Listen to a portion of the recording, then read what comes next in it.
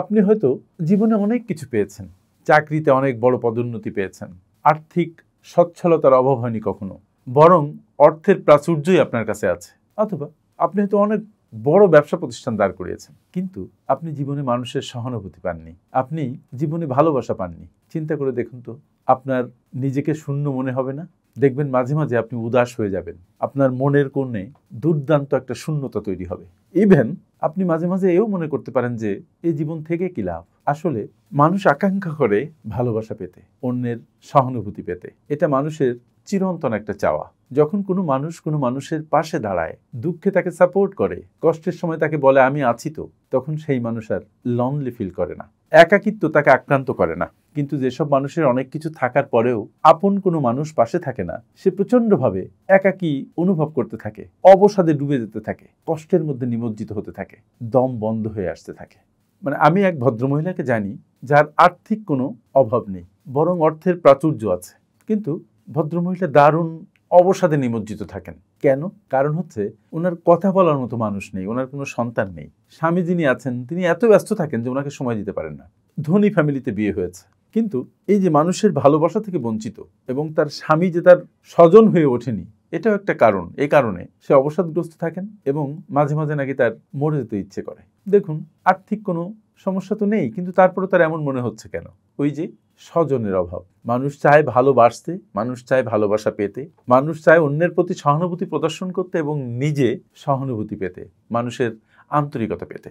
যখন পায় না, তখন অন্যান্য প্রাপ্তি তার কাছে তুচ্ছ হয়ে যায়, অন্যান্য প্রাপ্তি তার কাছে বেশি মূল্যবান থাকে না। সেজন্য মানুষ তার দুর্দিনে, তার বিপদের সময়ে অন্য মানুষকে তার পাশে আকাঙ্ক্ষা করে।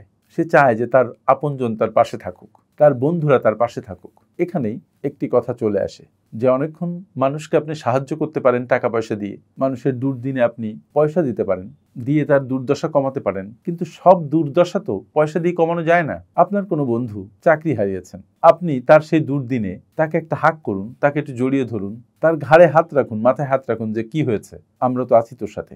দেখবেন সে সতেজ হয়ে উঠবে, কারণ তখন সে মনে করবে যে তার বন্ধুরা তাকে ছেড়ে যায়নি, পরিবারের সদস্যরা তাকে ছেড়ে যায়নি।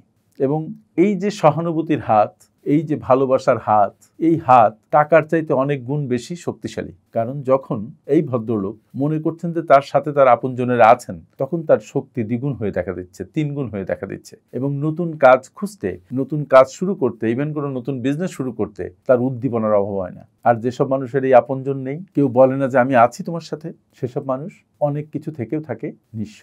তাই আপনি আপনার আপনজনের পাশে সমস্ত আন্তরিকতা নিয়ে দাঁড়ান, আপনি আপনার বন্ধু বান্ধবের দুর্দিনে সমস্ত হৃদয় নিয়ে দাঁড়ান, তাকে বলুন যে আমরা আছি তোর সাথে। এই যে আন্তরিকতা, এই যে ভালোবাসা, ওই দুর্দিনে ওই মানুষটাকে বাঁচতে সাহায্য করে, ঘুরে দাঁড়াতে সাহায্য করে। পয়সা অনেক বড় সাহায্যকারীর ভূমিকা অবতীর্ণ হয় হয়তো, কিন্তু আপনার সংযোগ, আপনার ভালোবাসা, আপনার উদারতা, আপনার আন্তরিকতা, এটা পয়সার চাইতে অনেক বেশি শক্তিশালী একজন মানুষকে অনুপ্রাণিত করতে, একজন মানুষকে ঘুরে দাঁড়ানোর ক্ষেত্রে হেল্প করার জন্য।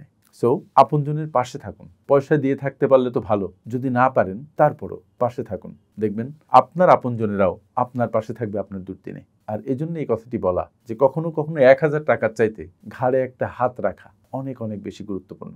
কারণ এই হাতের মধ্যে থাকে নির্ভরতা, এই হাতের মধ্যে থাকে ভালোবাসা, এই হাতের মধ্যে থাকে অনুপ্রেরণার বীজ। আমার সাথে এতক্ষণ থাকার জন্য অনেক অনেক ধন্যবাদ। আপনারা যারা বিশ্বমানের project profile, company profile, project feasibility, market survey, business and marketing plan এবং ওয়েবসাইট তৈরি করতে চান, তারা আজই যোগাযোগ করুন আমাদের সাথে। FinPower Leadership International, a finance and business consulting firm.